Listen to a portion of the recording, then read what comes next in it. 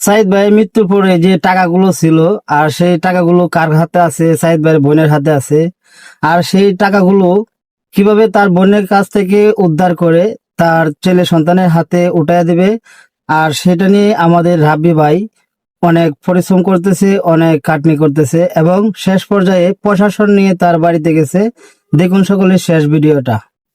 আমরা পুরো দেশবাসী এবং কি প্রবাসী সায়েদ ভাইয়ের জন্য টাকা পাঠাইছিলাম, আর এই টাকা আপনারা স্বেচ্ছায় দিচ্ছেন, কিন্তু এই টাকা যার কাছে আছে অবৈধভাবে যারা টাকাটা রাখতে চাবে তাদের জন্য আইনি ব্যবস্থা নিয়ে হইলুক, যেভাবে হইলো হোক আমরা টাকা ম্যানেজ করব। আজকে আইনি ব্যবস্থা নিয়ে আমাদের সায়েদের যেই টাকাটা আপনারা কষ্ট করে পাঠাইছেন এটা সংগ্রহ করার জন্য আসছি, এবং কি আমরা সংগ্রহ করে ইনশাল্লাহ যাব। জাস্ট আপনাদেরকে সময় চাইছিলাম 24 ঘন্টা। ভাই 24 ঘন্টা সময় কি ঠিক রাখছি আমরা? আসসালামু আলাইকুম। আমি প্রথমেই কৃতজ্ঞতা প্রকাশ করব যে রাব্বি যে উদ্যোগটা নিয়েছে অনেক প্রশংসনীয় উদ্যোগ, এবং সবচেয়ে বড় কথা হচ্ছে আমরা ন্যায়ের পক্ষে। আর আজকে আমি মাননীয় পুলিশ সুপার মহোদয়, কিশোরগঞ্জ জেলা মহোদয়কে আমি কৃতজ্ঞতা প্রকাশ করছি, এবং অফিসার ইনচার্জ করিমগঞ্জ থানা। কারণ আপনারা জানেন, যখনই একটি ন্যায়ের পক্ষে বাংলাদেশ পুলিশ সহযোগিতা করে তখনই আমরা সেখানে ন্যায় পাই।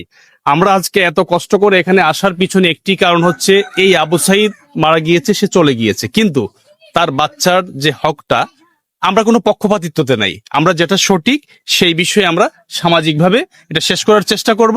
যিনি আইনকে অমান্য করবেন ওনার বিরুদ্ধে আইন ব্যবস্থা নিবে। একটু ভাইদেরকে একটু দেখাই দাও। এইদিকে আসেন, আপনারা এদিকে আসেন। বাংলাদেশ পুলিশের গর্ব, বাংলাদেশ পুলিশের এই ভালো কাজগুলা আপনারা দেখবেন। কেন দেখবেন? আজকে যদি বাংলাদেশ পুলিশ এই আবু সাঈদের বাচ্চাদের পাশে না এসে দাঁড়াতো, হয়তো আমরা ন্যায় বিচার পেতাম না। আশা করি বাংলাদেশ পুলিশের সহযোগিতায় আমরা ন্যায় বিচার পাবো, যেটা সঠিক সেভাবে আমরা কাজ করে যাব। আশা করি কিছু একটা হবে। বলো। যাই হোক, ধন্যবাদ। সায়েদের টাকা কিন্তু সায়েদের পরিবারের হাতেই আছে। এটা নিয়ে আপনারা সংঘর্ষে কেউ জড়াবেন না, এবং কি তর্কেই যাবেন না। বাট হচ্ছে তার বোর্ডের কাছে কেন থাকবে, এটা হচ্ছে আপনাদের প্রশ্ন। এখন আমি যদি এটা না বলি তাহলে হচ্ছে জাতির সাথে এটা বেইমানি করা হয়, কারণ সমস্ত টাকা আপনাদের। এখন আমার কথা হচ্ছে টাকাটা যেহেতু আপনাদের, এই টাকাটা আপনারা সায়েদের হক হিসাবে সায়েদের বাচ্চার জন্য এখন দিবেন, যেহেতু সায়েদ পৃথিবীতে নেই।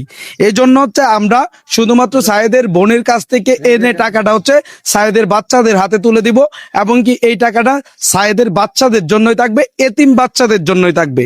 এই টাকা কেউ মেরে খাওয়ার মতো কারো ক্ষমতা নাই।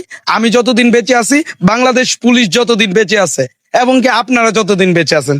যাই হোক, আমরা হচ্ছে এখন যেহেতু আসছি এটা নিয়ে হচ্ছে বসবো, এবং কি টাকাটা আমি বারবার বলি এটা আসলে সংঘর্ষের কিছু নাই। সায়েদের টাকাটা, সায়েদের মৃত যে সায়েদের অবশিষ্ট টাকাটা, এটা সায়েদের পরিবারের হাতেই আছে, সায়েদের বোনের কাছে আছে।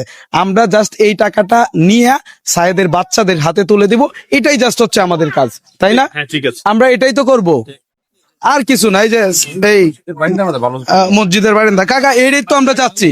আমরা আমরা আবার বলি, সায়েদের অবশিষ্ট টাকাটা সায়েদের বাচ্চার জন্য দিব, তাই তো? আর অন্য কিছু না। ওনার হচ্ছে সায়েদের চাচা। যাই হোক, চলেন আমরা হচ্ছে এটাই করি, এবং কি এটাই সবচেয়ে ভালো হবে। ধন্যবাদ। আশা করি ভিডিওটা দেখে আপনারা সম্পূর্ণ সত্য ঘটনাগুলো দেখতে পারলেন এবং বুঝতে পারলেন। আর অন্যদেরকে দেখানোর জন্য এবং বোঝার জন্য অবশ্যই ভিডিওটা শেয়ার করেন। আর শাহিদ ভাই ছেলেদের পাশে সবাই থাকবেন।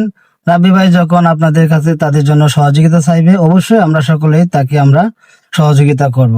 ভালো থাকবেন সবাই। আল্লাহ হাফেজ।